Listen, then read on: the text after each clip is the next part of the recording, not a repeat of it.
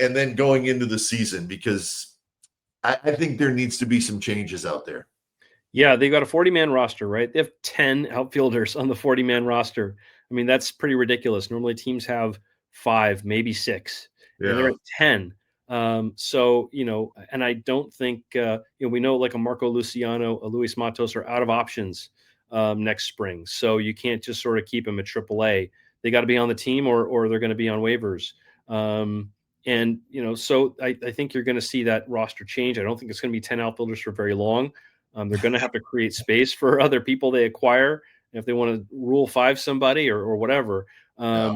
But yeah, it is kind of funny that they have 10 outfielders, but you couldn't say for any certainty who the 3 starters are. Exactly. So I'm with you. I think that I would like to see Jung Hoo Lee in a corner and go and get a really good defensive center fielder. I think that Weimer is, because he does have a split, whereas Matos didn't really have much of a split. He works better in a platoon potentially with Gilbert, but Gilbert's got to prove he can hit at the big league level. He brings a lot of energy. I think we all saw how good he is defensively. He was fantastic in the outfield.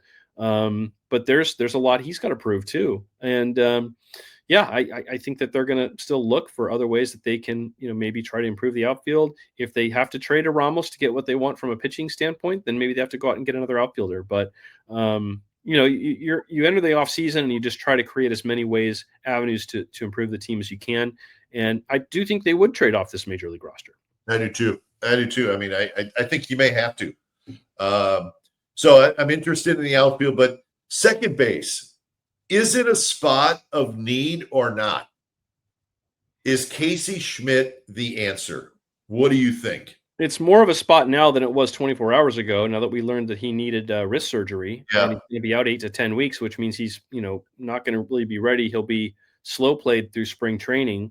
So yeah, potentially, they could go out and look for people who might be able to help. I don't think that necessarily means they're going to be on Bo Bichette to play second base if they're done handing out the big contracts. But go out and sign Bo Bichette, sign Kyle Tucker. Boom, there you go. You got your starting outfielder, you got your starting second baseman. In a perfect world, that would be fantastic. But no, I think they're still kind of reading and reacting to that. They thought Tyler Fitzgerald could run with that job last year. I think that his strikeout rate was just a big red flag that it wasn't going to work at the big league level. And we know that this is their offensive identity is going to be to put the ball in play. So they've got guys on the 40-man roster who do not do that. Grant McCray does not do that. Tyler Fitzgerald does not do that. So they're still kind of filtering through and getting the kind of personnel that they want. And, that's a painful process. Yeah, I agree with you. I think that they have kind of drawn up the kind of players that they want to complement the players that they know that are going to be there, right? Chapman and Devers, they're going to be there. Adames is going to be there. So now you need different types of hitters. I think that's the way they're looking at it.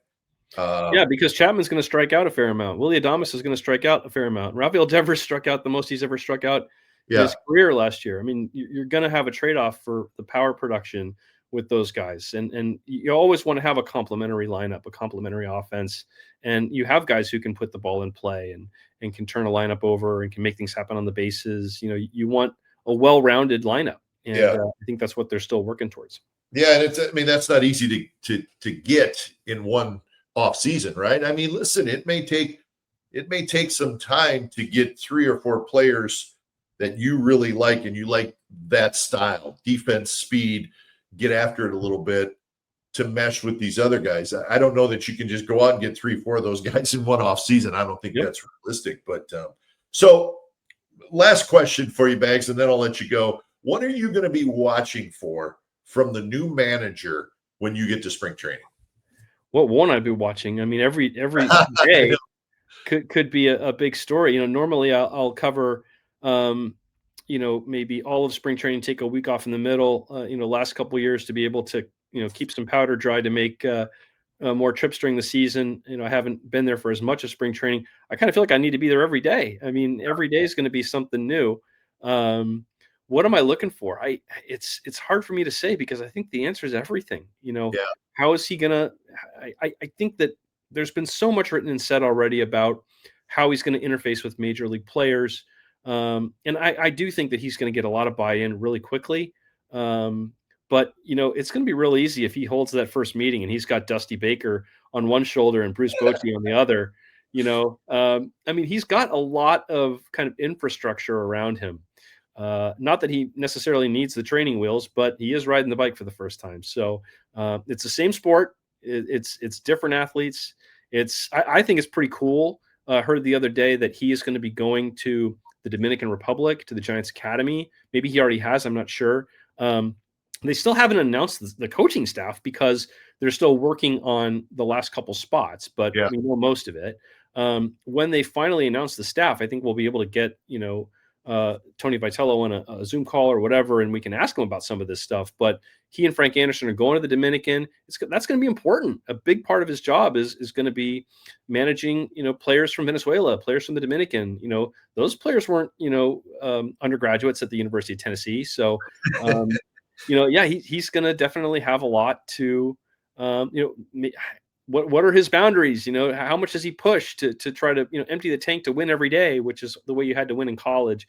This is a smart guy. I think he's going to figure it out, but he's bound to have some, missteps along the way. And, everyone's going to be watching for him because that's the way this world is. When someone's doing something for the first time or you hire someone who's out of the box, you don't necessarily want to keep a watchful eye for all the mistakes they make because, see, told you this wasn't going to work, but you have to document it. So, we're all going to be watching him this spring and just to see what the daily looks like. Well, and I think that's the most interesting thing is we're all going to watch, but the whole baseball world's going to be watching. Yeah. I mean, it's a big deal.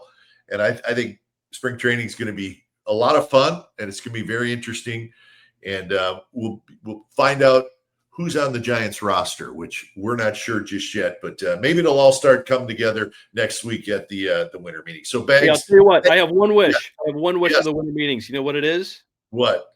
I want a certain Hall of Fame announcer on the ballot to be awarded the Ford C. Frick Award. Let's hope so. Fingers, cross both those toes. Yes. We know Mike Krukow should be in with Dwayne, but let's start with one of them, then get the other one to follow. So well, I'm with you.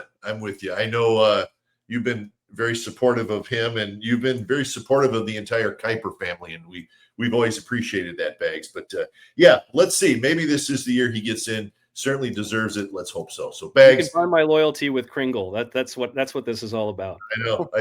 I had some pieces at Thanksgiving. Trust me. So, all right, Bags. Thank you, buddy. Let's talk again soon. Okay, and good luck at the winter meetings. Thanks. Enjoyed it. Thanks for. All right, Andrew Baggarly from The Athletic, really one of the terrific writers in baseball, and we're fortunate enough to have him right here in the Bay Area. He does a great job with the Giants. He's got good sources. He's got a lot of sources, and he's not afraid to take on the tough stories.